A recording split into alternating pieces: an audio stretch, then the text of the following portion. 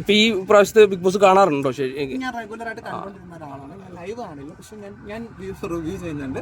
അപ്പോൾ അതുകൊണ്ട് കാണുന്നുണ്ട്. അല്ലാതെ ഞാൻ ഇപ്പം കാണുന്നില്ല. കാരണം ഇപ്പോൾ അതിൻ്റെ ഞാൻ പറഞ്ഞൊരു എന്റർടൈൻമെന്റ് ഫാക്ടർ ഇവിടെ നഷ്ടപ്പെടുന്നുണ്ട്. പലപ്പോഴും വീക്കെൻഡ് എപ്പിസോഡുകളൊക്കെ അപ്പുറത്തെ എപ്പിസോഡുകളിലൊന്നും വലുതായിട്ട് രസകരമായ സംഭവങ്ങളൊന്നും വരുന്നില്ല എന്നുള്ളത്. പിന്നെ എൻ്റെ ഒരു തിരക്കേറെ ലൈഫ് ഉള്ളത് കൊണ്ടാണ് ഞാനത് എൻ്റെ പേഴ്സണൽ ഒപ്പീനിയൻ പറയുന്നത്. അല്ല, നമ്മൾ ഈ ആദ്യ സീസൺ തൊട്ട് കാണുമ്പോൾ ദിവ്യമായ കുറെ പ്രണയങ്ങൾ ഇതിനകത്ത് സംഭവിച്ചിട്ടുണ്ട്. അപ്പൊ ഈ ഏറ്റവും ലാസ്റ്റ് ഒരു സീസൺ എടുക്കുമ്പോൾ ഈ ജാസ്മിൻ ഗബ്രി ഒരു പ്രണയമാണെങ്കിലും പക്ഷെ ആൾക്കാർക്ക് അതൊരു വൾഗർ ആയിട്ടുള്ള ഒരു പ്രണയമായിട്ട് തോന്നുന്നുണ്ട്.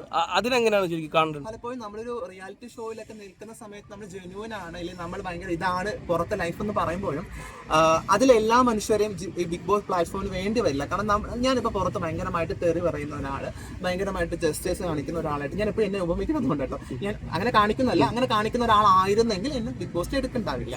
അതൊക്കെ ഫിൽറ്റർ ചെയ്ത് നമ്മൾ കുറച്ചും കൂടി ഇമേജ് കോൺഷ്യസ് ആയിട്ടാണ് നമ്മൾ ബിഗ് ബോസ് നിൽക്കുന്നത്. കാരണം നമ്മൾ രാവിലെ എഴുന്നേറ്റ് മേക്കപ്പ് ഇട്ടല്ല ഒരു ആളും ഡെയിലി ലൈഫിൽ നിൽക്കുക.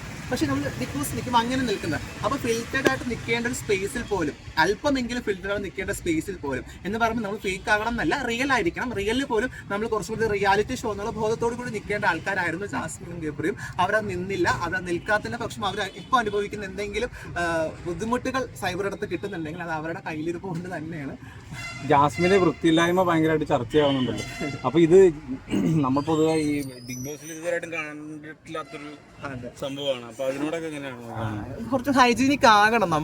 നമ്മളിപ്പം ഞാൻ ഇവിടെ വന്നിട്ട് ഞാൻ വീട്ടിൽ ഇങ്ങനെയാണ്, ചിലപ്പോൾ ഞാൻ വീട്ടിൽ ന്യൂഡായിട്ട് ഞാൻ നടക്കുന്ന ആളായിരിക്കും. പക്ഷെ അതുപോലെ ഇവിടെ നടക്കാൻ പറ്റില്ല. നമ്മൾ കുറച്ചും കൂടി ചില സ്ഥലത്ത് പോകുമ്പോഴത്തേക്ക് നമ്മൾ അവരുടെ കംഫർട്ടബിൾ സ്പേസിൽ നമ്മൾ അതുപോലെ നിൽക്കാൻ ശ്രമിക്കണം. ഹൈജീൻ എന്നുള്ള വിഷയം അത് ബേസിക് സാധനമാണ്. അത് വീട്ടിൽ നിന്ന് പഠിക്കാത്തതിന്റെ വലിയൊരു കുറവ് ഉണ്ടെന്നുള്ളത്.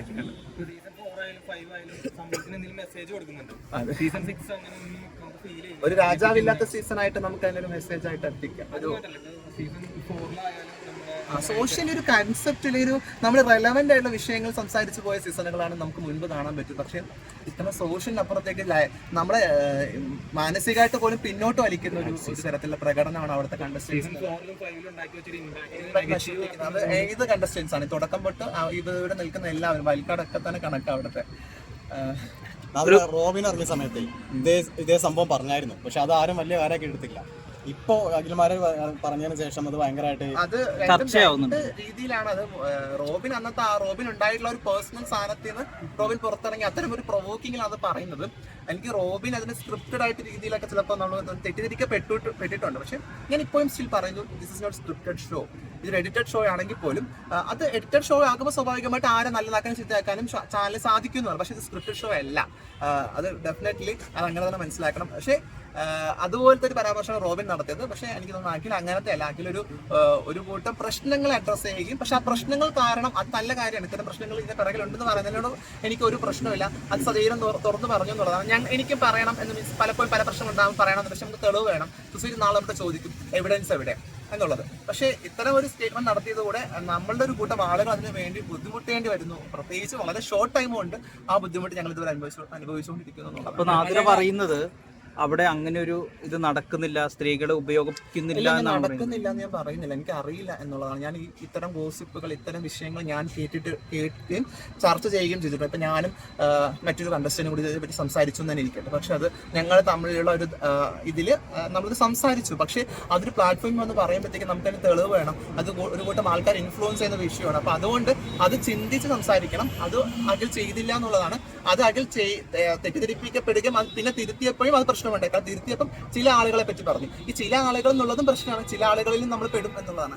അപ്പം അത് ആരാണെന്ന് പറയാം, നമുക്ക് ചോദിക്കാൻ ലിമിറ്റേഷൻസ് ഉണ്ട്. പക്ഷെ എങ്കിൽ പോലും അത് ആരാന്ന് പറയാത്തിടത്തോളം കാലം ഞങ്ങൾ എല്ലാവരും ആ ഒരു നെഗറ്റീവ് ഷെയ്ഡിൽ നിർബന്ധിച്ച് നിൽക്കേണ്ടി വരുന്ന ആളുകളായിട്ട് മാറുന്നു. ഈ അഖിൽമാരുടെ രണ്ടാമത്തെ വീഡിയോയിൽ പറയുന്നത് അദ്ദേഹത്തിന്റെ തെളിവുകൾ സമീപിച്ചെന്നും അദ്ദേഹത്തിന്റെ കൂടെ സീസണിലുണ്ടായിരുന്ന മത്സരാർത്ഥികൾ ചിലർ വോയിസ് ക്ലിപ്പുകൾ അടക്കം അദ്ദേഹത്തിന് കൊടുത്തിട്ടുണ്ടായിരുന്നു, അതുപോലെ സുഹൃത്തുക്കളടക്കം കൊടുത്തിട്ടുണ്ടായിരുന്നു എന്നാണ് പരാമർശിക്കുന്നത്. അപ്പോൾ അതിനെക്കുറിച്ച് എന്താണ് പറയാനുള്ളത്? അങ്ങനെ നിങ്ങളുടെ സുഹൃത്തുക്കൾക്കിടയിൽ ആരെങ്കിലും ഇത്തരത്തിലുള്ള പരാമർശങ്ങളും താങ്കളോട് നടത്തിയിട്ടുണ്ടോ? ഞാൻ പറഞ്ഞു ഇത്തരം വിഷയങ്ങളെ പറ്റി മുൻപ് ചർച്ച ചെയ്യപ്പെടുക ഉണ്ടായിട്ടുണ്ട് എന്നുള്ളത് ഭയങ്കര സത്യാവസ്ഥയാണ്. ഇപ്പൊ ഞാനും മറ്റൊരു സുഹൃത്തും കൂടെ ഇതിന് സംസാരിച്ചിട്ട് അങ്ങനെ ഉണ്ടോ എന്നൊക്കെ പരസ്പരം ചോദിച്ചാൽ പോലും നമുക്ക് അവിടെ തെളിവുകളില്ല. നാളെ അഖില് മറ്റൊരാളെ സ്പോൾ സംഭാഷണം പുറത്തേക്ക് വിടുകയാണ്. രണ്ട് വ്യക്തികൾ തമ്മിലുള്ള തെറ്റിദ്ധാരണയുടെ മൂലത്തിലോ അങ്ങനത്തെ അവരുടെ ഇടയിൽ വരുന്ന ചർച്ച അവരുടെ കംഫർട്ട് സോണിൽ അവർ സംസാരിക്കുന്ന വിഷയങ്ങളായിരിക്കാം. പക്ഷെ അതൊരു പ്ലാറ്റ്ഫോമിൽ ഒരു വലിയ കൂട്ടം ജനങ്ങൾക്കിടയിൽ അത് പറയുന്ന സമയത്ത് അത് ഭയങ്കരമായിട്ട് അവർ ഇൻഫ്ലുവൻസ് ചെയ്യുക, മറ്റുള്ളവർക്ക് അത് ബുദ്ധിമുട്ടായി തീരുകയും ചെയ്യും. പക്ഷെ ഞാനും ഇതാ നിൽക്കുന്ന സുഹൃത്തും കൂടെ സംസാരിച്ചെന്നിരിക്കട്ടെ, പക്ഷെ ഞങ്ങളുടെ ഇടയിൽ തീരേണ്ട ഒരു വിഷയം വലിയൊരു കൂട്ടം ആളുകൾ എത്തുമ്പോഴത്തേക്കും അത് നമ്മൾ കുറേ പേരെ ചിന്തിക്കേണ്ടിയിരിക്കുന്നു എന്നുള്ളതാണ്. മറ്റത് രണ്ടുപേരുടെ ഇടയിൽ മാത്രം നിൽക്കുന്ന വിഷയമാണ്. ഇപ്പൊ ഞാൻ സംസാരിച്ചിട്ടുണ്ടായിരിക്കാം, പുറത്ത് ആളുകൾ സംസാരിച്ചിട്ടുണ്ടായിരിക്കാം. പക്ഷെ ഈ അതായത് അഖിൽമാരാരെ പറഞ്ഞത് കോൺട്രാക്ട് തീർന്നത് കൊണ്ടാണ് ഇപ്പൊ ഇങ്ങനെ ഒരു വെളുപ്പെടുത്തൽ നടത്തുന്നതെന്നാണ്. അപ്പൊ അദ്ദേഹം അതൊരു റീച്ചിന് വേണ്ടി ഉപയോഗിക്കുന്നതാണെന്ന് തോന്നിയിട്ടുണ്ടോ?